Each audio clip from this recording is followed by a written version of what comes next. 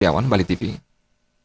Sementara itu, Polsek Kota Negara di Jembrana membekuk Made Wiantara, pencuri belasan sertifikat tanah dan BPKB motor di rumah Iwayan Selawe, warga Banjar Munduk Tumpeng, Desa Brambang, Kecamatan Negara.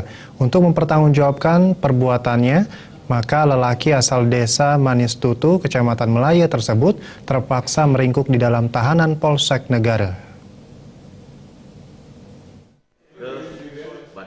Kapolsek Kota Negara Kompol Made Prihan Jagat seizin Kapolres Jembrana AKBP Joni Widodo menjelaskan, sebelum ditangkap pelaku sempat melarikan diri dan akhirnya diamankan di rumah adiknya di Desa Rindikit, Kecamatan Seririt, Kabupaten Buleleng.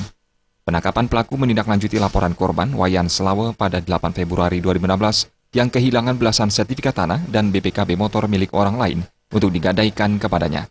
Barang-barang tersebut ditaruh di dalam lemari di rumah korban. Dari hasil pemeriksaan, pelaku mengaku disuruh mencuri oleh Iketut RY alias Mangku asal Banjar Pendem, Desa Manis Tutu, Kecamatan Melaya, Jembrana, dengan imbalan Rp750.000. Made Prihan Jagat menerangkan pencurian dilakukan karena Ketut RY alias Mangku tidak mampu melunasi sertifikat tanah dan BPKB yang digadai kepada korban. Pelaku masuk ke dalam rumah korban dengan merusak pintu belakang dan mencongkel lemari sekitar jam 10 pagi saat kondisi rumah korban sepi. Kemudian kita integrasi, ternyata memang ya dari keterangan ya, sementara pelaku utamanya memang yang melakukan curat ini adalah saudara Wiran ya, yang melakukan, tapi di balik itu ada yang menyuruh ya, ada yang menyuruh.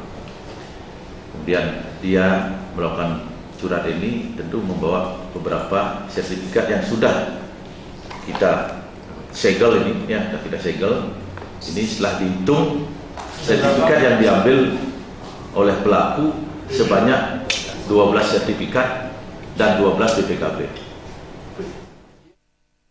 Lantaran kehilangan puluhan sertifikat tanah dan BPKB motor, korban Wayan Selawe mengaku menderita kerugian hingga Rp180 juta.